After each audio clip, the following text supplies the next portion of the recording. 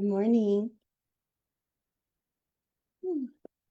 AKA bringing it back, my friend. It's just humid here. Oh gosh, good morning. Happy Monday. I'm so grateful to be here this morning with you to talk about all the things marketing, but more specifically to talk about setting goals so that you can make strategic marketing decisions. And as I say that, my cat is attacking a box. Hang on one second.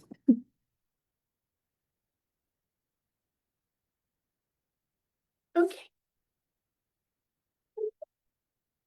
who else works from home? If it's not the kids, it is the land mammals. Anyway, okay, so we're going to talk about setting SMART goals. And SMART goals is the conversation that you hear all the time. I know, I've heard it a million times, but I will tell you, hearing it and practicing it are two very, very different things. And we want you building your business on a strong foundation, which means you need goals and not aspirations.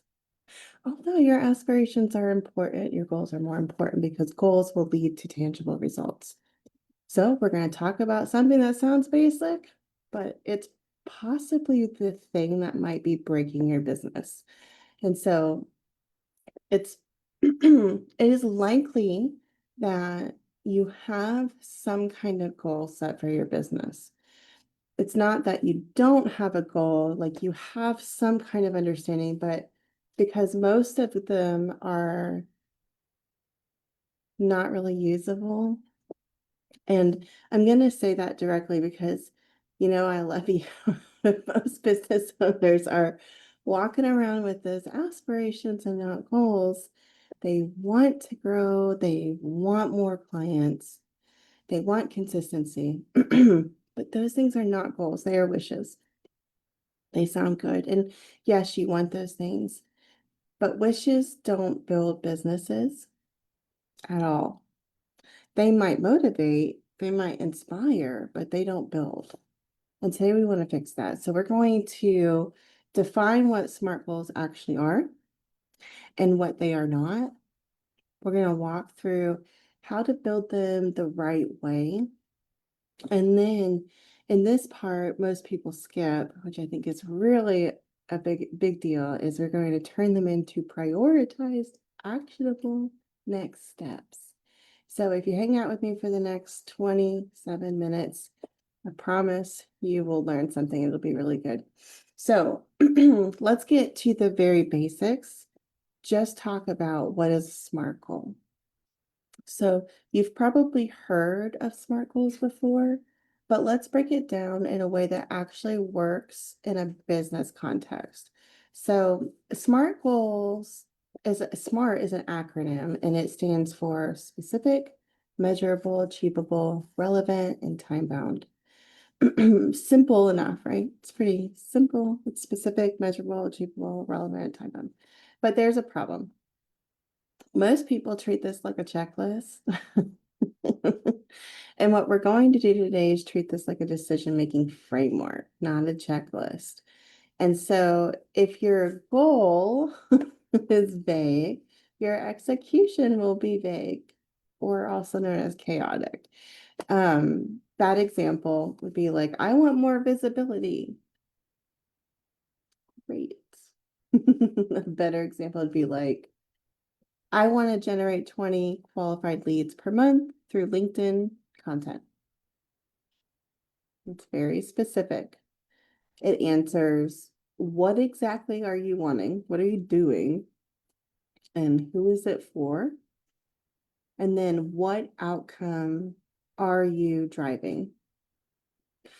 If your team or even your spouse or whoever, you talk to can't repeat back your goal clearly, it's not specific enough.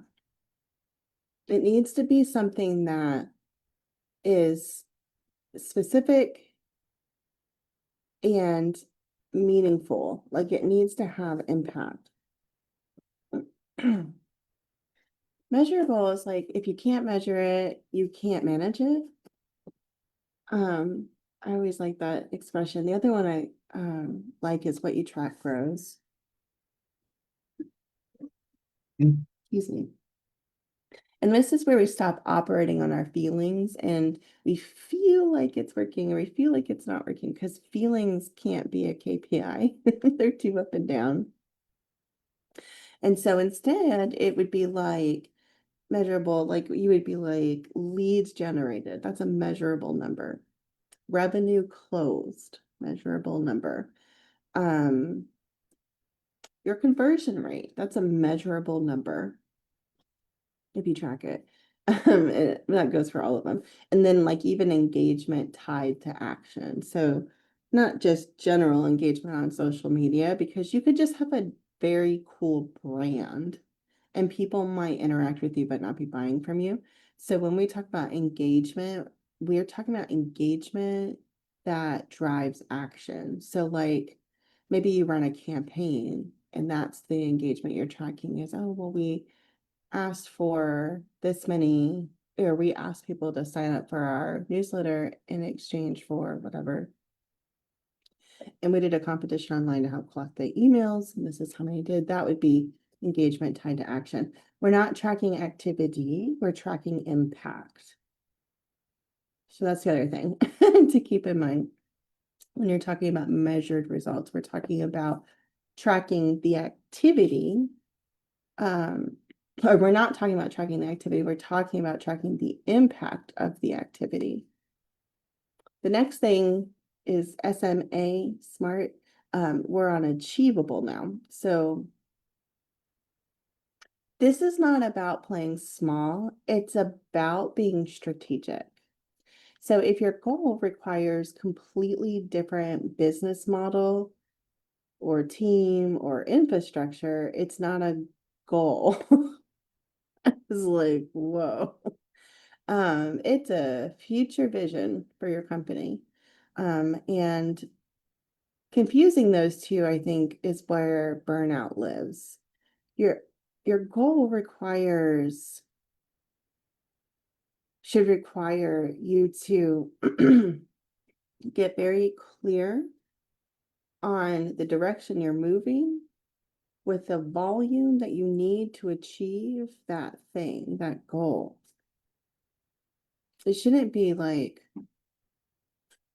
reconstructing your whole business. That's like a whole vision. Like that's a whole other category. So you want your goal to be something that's achievable, something that you can actually do in a set relevant amount of time. Maybe it's 30 days, 60, 90, a year, 6 months, but it's like a specific achievable metric that you can achieve in an achievable amount of time. Then the next letter in our acronym of SMART is R, and that stands for relevant. This is the one of the, I mean, they're all important, but I feel like this is the one relevant is the one that people ignore. And it's costing them time and money. So hear me out. Please don't hate me. Just because you can do something does not mean it serves your business. And it does not mean you should be doing it. So I'm sorry, that's a hard truth, but hang in there with me because I want you to ask yourself, does this goal directly support revenue, growth, or positioning? Revenue, growth, or positioning. Does this goal that I am trying to implement, does it support my revenue? The answer is no. Then does it support your growth? The answer is no. Does it support your positioning? And if the answer is no, maybe it's not relevant for this season of your business. So what could be a good idea may not be relevant, and that's something that you've got to pay attention to because not everything will land in any season of your business. Some things truly are seasonal and they need you to be aware of what those seasons are in order for your goals to be something that's relevant. Now, the T is for time zone. I think that if there's no deadline, there's no decision being made. And goals without timelines and deadlines become like those back burner projects, like the someday projects. They get like filed away in the Neverland folder where things don't happen. And someday really is where things like really good ideas go to die. So you need to be mindful that the time bound element, if there's no deadline, then there's no decision, then maybe that's not the thing you need to be doing right now. Now that we understand what that acronym stands for, I want to talk about how to build one together. So, how to build your SMART goals. I'm going to walk you through it step by step, like we're working in a session. So, if you're hanging with me, good morning. Maybe grab a pen, piece of paper, if you're up to it, if you're sipping on some coffee. Um, and let's start with the step one is start with real outcome. So we're not talking, not the activity, not like post more content. That's not the outcome. What is the actual outcome? Like I want to increase monthly revenue by 10,000. That's the outcome, not the activity of like posting more or doing more sales calls or going to more networking events, but really what is the outcome? What are you trying to do? And then step two is reverse engineering the drivers. So like what actually creates that outcome? So if the goal is you want to increase monthly revenue by $10,000, do you need more leads? Maybe you have lots of leads, but your conversion rate's low. Do you need to focus on your conversion rate? Maybe your leads and conversion are on point, but like your offer is confusing. Do you need to take some time to flesh out your offer? And then there's always the conversation of visibility. Where do people find you? How do they know you exist? And now we're thinking like a CEO and not just like a marketer, because this is really important. Reverse engineering the drivers is what's going to get you to that true smart structure that you want for your goal setting. So let's write it into the SMART goal framework. Let's pretend, just hang in there with me as I throw these numbers out there. Let's pretend like your goal is like, I want to generate 30 qualified leads per month through weekly LinkedIn content and email marketing, resulting in $10,000 by June 30th, 2026. Okay. Lots of specificity in there. Lots of specificity. So we have specific, which is leads plus the channel. We have measurable, which is 30,000 leads with the goal of $10,000 of revenue. Then we have the achievable, which is based on the current capacity, right? What they're actually able to do to implement the activity. Then relevant is tied to the revenue. Is it relevant? Can they actually make $10,000 doing what they do? Only you know that for your business. Maybe your bookkeeper knows. And then is it time bound, right?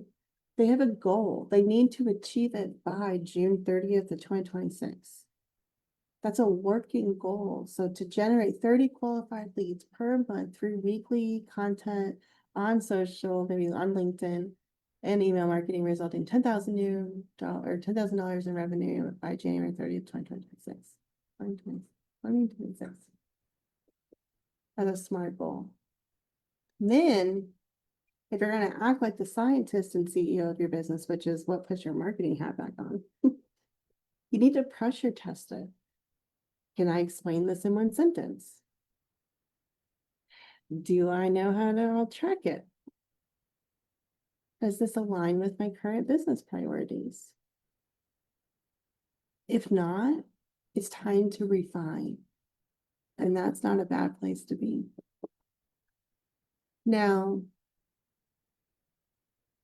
it's all fun and games to practice goal setting. But let's say this year you are getting really good at writing out your goals. But now it's time for you to focus on what comes first, the chicken or the egg. Where do you spend your time? And I think that this is where a lot of people fall apart too, because implementation is a whole nother skill set. It really is. They set a SMART goal. So here, this is where most people fall apart. They set a SMART goal, and then they go right back to reacting to their day. Busy, scattered, overwhelmed, because they're skipping that one critical step, which is the prioritization, which is where you get organized, right? Now, not all goals are equal. Do you not need 10 goals? Do you need 10 goals? Maybe you only need like 1 to 3 priorities that actually move the business forward, but everything else is noise once you decide what the priority is. So if you're trying to identify, do I have 3 goals this year? Do I have 10 goals? Just remember that you're only as good as your time will give you the time to be. So, like, even if you have a great passion and a good heart and good intentions, there's only so many hours in the day. You can't be everything for everyone all the time. So, it's time to use your CEO filter. You want to run every goal through this filter. It's almost like a parenting check, like when you have little kids and the doctor's like, you have like new parents, and the doctor's like, okay, do your mama check. If your baby's crying a lot, you go through your checklist. Is my baby, is the diaper clean? Is my baby's temperature good? Does my baby need to eat? Does my baby have gas? Do I need to burp my baby? Is my baby bored? Does my baby want playtime? And you go through all those filters, and then you put them back to bed and you try to let them cry it out for a little bit to help them kind of figure it out a little. Well, just like that, your CEO role has a CEO filter, and you get to decide what that filter is. But at the bare minimum, every goal should run through this. Does it directly impact revenue, client acquisition, and delivery excellence? If not, it's probably secondary. So let's break it down into actionable steps. This is where we get a little bit more tactical. And if you take your goal and you ask, what has to happen weekly for this to be true? The example might be like, maybe you need to post 3 times a week on LinkedIn or Facebook or YouTube. And maybe you need to send an email every week. And let's say you need to have 10 client meetings a week. And then you track every lead on Fridays. So you go, oh, I talked with these 10 people this week. I sent this email out and I posted these 3 posts, and here are the metrics I'm tracking, and you track it. Now we've moved from idea to system. That's an important place to be. If it's not scheduled, it's probably not real. And that mentality is really good for time management and time blocking. So, what days, what time, and who owns it? This is where the implementation is going to live.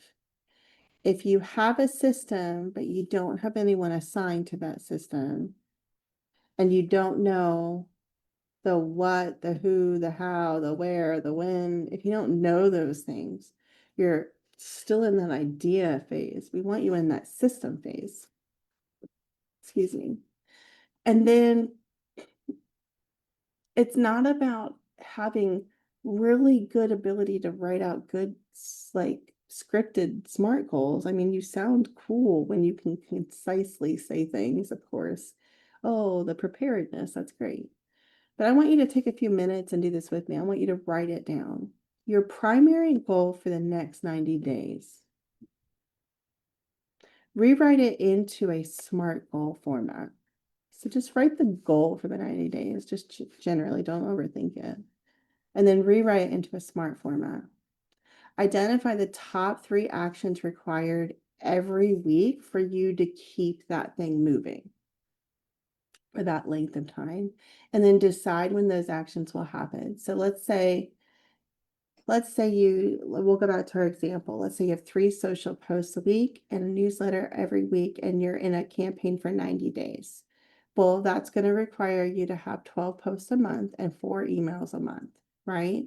And so if you're able to identify the 3 actions required every week, then you're able to time block your time and energy and resources and allocate and delegate things as needed in order to make sure those things get off the ground. So you don't want it to be too vague. Like, you don't want to be, your goals can't say, like, I just want more clients. That's too vague. How are you measuring more? How do you know when you get there? Is actually achievable in 90 days? Maybe it's not. Like, sure, we would all like that miraculous turnaround in our businesses when things are rough, but like at the end of the day, what is true for you? What is true for your business and for your capability and capacity? Now, here's the truth. If clarity is not your problem and you've done the work behind becoming abundantly clear, which we have spent the whole first quarter focusing on clarity, then implementation may be your problem. And don't let that be a shame trigger. Let that be an eye-opening awareness moment for you. If implementation comes tricky to you, then structure is going to be the thing that holds you accountable to creating that system that's going to support your goals. Okay. If you have an avoidant behavior towards implementation, which I do, by the way, and that's not a bad thing. For me, it's neurodivergence. For you, it might just be overwhelm, burnout, exhaustion, making too many decisions. So if implementation is tricky for you, that doesn't make you a bad person. It makes you need to be aware of that. And then you need to talk to your resources, your accountability partner, your spouse, your business mentor, me, Tina. Let us hang out with you. And let's figure out, what's keeping you from doing what you need to do. Maybe the task needs to be delegated. 'Tis the season. Maybe you're actually in a growth season and you're a little hesitant to make that next step.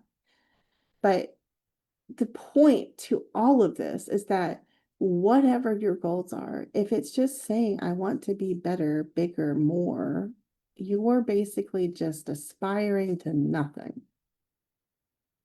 And if luck gives you an opportunity to reach those goals, that would be fantastic.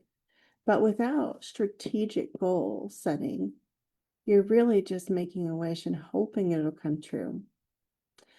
Now, I hope this was helpful to you. And if you are struggling to write out your goals, to make some SMART goals for your business, please feel free to hop on the calendar with me. I would love to spend time with you. And then I'm going to also share that we have a lot of stuff coming up in April.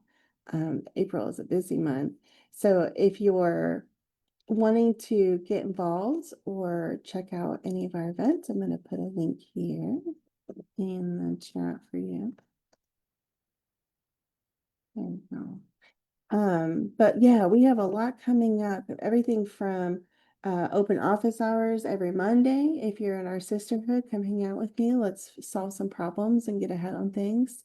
And then we also have our educational workshop coming up in April, and our spring social is coming up on the 30th of April, and we have coffee and connections as well. So if you're looking for an opportunity to get involved, we highly would recommend joining the sisterhood, joining us. We have a great time. And I hope you found this valuable. If you have any questions, feel free to put them in the comments. I'll check back in later today, and I'll see you all later this week. Thanks for hanging out with me. Have a great day.